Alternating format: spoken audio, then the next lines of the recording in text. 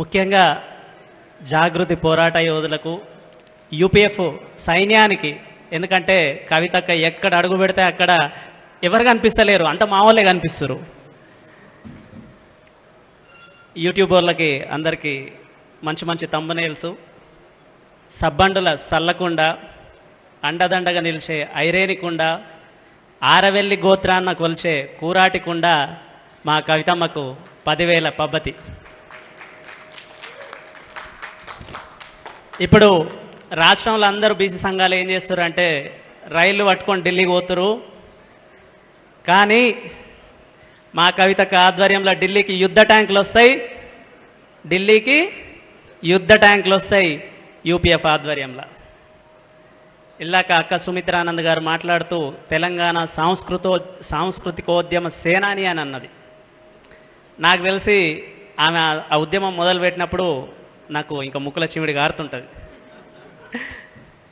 ఒక పెద్ద వ్యాసం రాసిన అక్క మీద ఈ మధ్యలో తాను ఎందుకు సాంస్కృతిక ఉద్యమ సేనాని అనేది ఎవరు విశ్లేషించి రాయలేదు కనుక ఆ బాధ్యత తీసుకొని ఒక పెద్ద వ్యాసం రాసిన అది మధ్యలో వస్తుంది. మహిళా రిజర్వేషన్ బిల్లు సాధించిన స్ఫూర్తితోటి బీసీ బిల్లుకు అక్క ముందుకొచ్చింది. అవుతుందా అక్కతోటి అవుతుంది అనేటోళ్ళే చేతులు లేవట్టురి, కాలే సగంలోనే ఉన్నది. ఈడ మెడల్ వంచింది, మండలిలో మెడల్ వంచింది, ఢిల్లీలో నడుములు ఇరగొడుతుంది.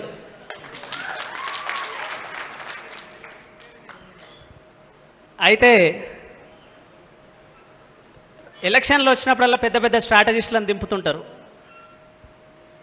కానీ ఈ రాష్ట్రంలో, ఈ దేశంలో అతిపెద్ద వ్యూహకర్త, పోరాటాలని నిద్రపోనీయకుండా, కన్ను రెప్పవేయకుండా పోరాటాలను నిర్మించగలిగే శక్తి ఏదన్నా ఉందంటే అది మా కవితక్క.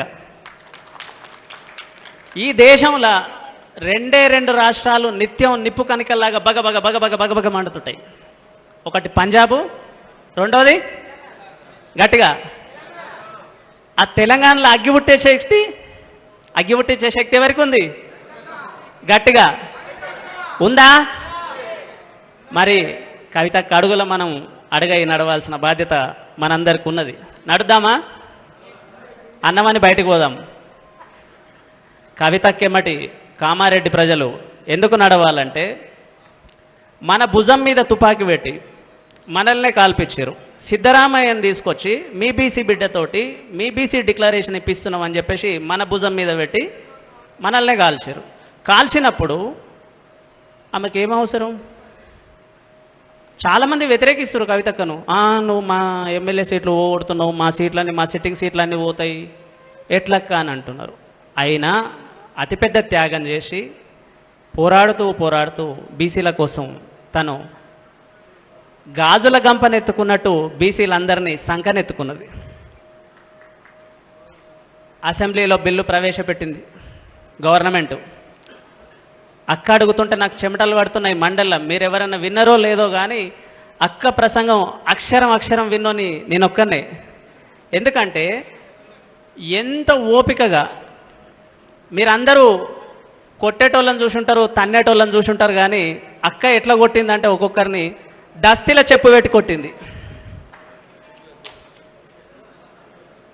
అయితే 50% సీలింగ్ అనేది సుప్రీంకోర్టు చెప్తుంటుంది. మనం బాగా అర్థం చేసుకోవాలి. బాబాసాహెబ్ అంబేద్కర్ గారిని అర్థం చేసుకోవాలంటే 50% సీలింగ్ అనేది అంబేద్కర్ ఎక్కడ రాయలేదు. ఆయన అసలు రిజర్వేషన్లను 50% పరిమితం చేయాలని ఎక్కడ చెప్పలేదు. ఈ సుప్రీంకోర్టు ఏదైతే 50% అంటుందో అసలు ఈ సీలింగ్ని ఎత్తేయమని చెప్పేసి సుప్రీంకోర్టును కూడా అభ్యర్థిస్తున్నాం. ఎందుకంటే కోర్టులను మనం డిమాండ్ చేసే శక్తి మనకు ఉండదు కనుక. మొత్తానికి ఈ మధ్యలో గ్రోక్ అని చెప్పేసి ఒక సాఫ్ట్వేర్ వచ్చింది. మీ అందరికీ తెలుసు, ఏఐ టూల్ గ్రోక్ అని ఒక టూల్ వచ్చింది. దాన్ని కామెడీ చేసుకుంటూ నేను మామ తిన్నావా అంటే ఇప్పుడే కొన్ని బైట్స్ తిన్నా, కొంత డాటా తిన్నా, నువ్వేమన్నా తింటావా అని అడిగింది. మేము బీసీలం మమ్మల్ని రాజ్యాధికారం అనే భోజనం చేయమని కవితక్క వెలుస్తుంది. ఆ రాజ్యాధికారం అనే భోజనం చేస్తాం కవితక్క ఆధ్వర్యంలో, భోజనాలు మాకు వద్దని చెప్పినాం. ఇదంతా రాసుకున్నా కాబట్టి ఇట్లా మాట్లాడిన.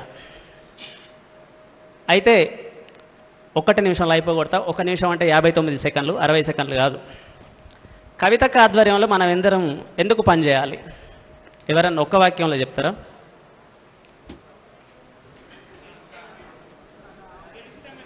ఎందుకంటే ఎప్పుడైనా కూడా ప్రజలు విన్నర్స్ వెంటనే పరిగెత్తుతారు. ఆమె పిడికిలెత్తితే పోరాటం, గొంతెత్తితే ఉద్యమం. కనుక ఆమె సక్సెస్ రేట్ అట్లున్నది. కవితక్క వెంట మనం నడవాల్సిన అవసరం ఉన్నది. తెలంగాణ భవిష్యత్తు తను. రేపు భావి భారత తెలంగాణకు తనే దిక్సూచి, తనే దివిటి. కనుక గత 2 నెలల నుంచి నా పనులన్నీ మానేసుకొని కవితక్క వెంట నిరంతరం ఎందుకు తిరుగుతున్నామంటే ఆమె కొట్లాడేది తన కోసం కాదు, వాళ్ళ రాజ్యాధికారం వాళ్ళకున్నది. నా కోసము, నా బిడ్డల కోసం, నా రేపటి తరాల కోసం, నా కుటుంబాల కోసం, నా కులాల కోసం కొట్లాడుతున్నప్పుడు నా వంతు కంట్రిబ్యూషన్గా నేను ఆమె వెంబడి తిరగకపోతే నేను ఈ బతుకు వృధా. ఒక బీసీ బిడ్డగా, ఒక వెనుకబడిన తరగతుల బిడ్డగా ఆమె నడుస్తున్నప్పుడు ఆమె వెంట కనీసం నేను చెయ్యెత్తి జై కొట్టలేకపోతే, కనీసం ఆమె ఇచ్చిన నినాదాన్ని పట్టుకొని నేను జై కవితక్క అనలేకపోతే, లేకపోతే తను ఫూలే విగ్రహం కోసం కొట్లాడుతున్నప్పుడు నేను గొంతెత్తలేకపోతే నేను బీసీగా పుట్టి వృధా. ఒక విశ్వకర్మగా పుట్టి మాకు మధుసూదనాచారి గారికి ఎమ్మెల్సీ ఇచ్చారు, శ్రవణన్నకు ఎమ్మెల్సీగా ఇచ్చారు. కనీసం ఆ కృతజ్ఞతతోనైనా తన వెంట నడవలేకపోతే నా జన్మ సార్థకం కాదు. కనుక కవితక్క వెంట మనం అందరం నడవాలి. మన బిడ్డల కోసం 42% రిజర్వేషన్ వస్తే ఇందాక అన్నట్టు కనీసం 25,000 మంది స్థానిక సంస్థల ప్రజాప్రతినిధులు ఎన్నికైతారు. అంటే 25,000 మంది కంటెస్ట్ చేసినప్పుడు కనీసం ఒక 50,000 మంది అయితే ఉంటారు కదా పోటీలో. నాయకత్వం ఏర్పడుతుంది. వాళ్ళందరి తరఫున కవితక్కకు ధన్యవాదాలు. థ్యాంక్ యూ అక్క, మీ సమయం ఇచ్చినందుకు. Thank you. ఉస్మాన్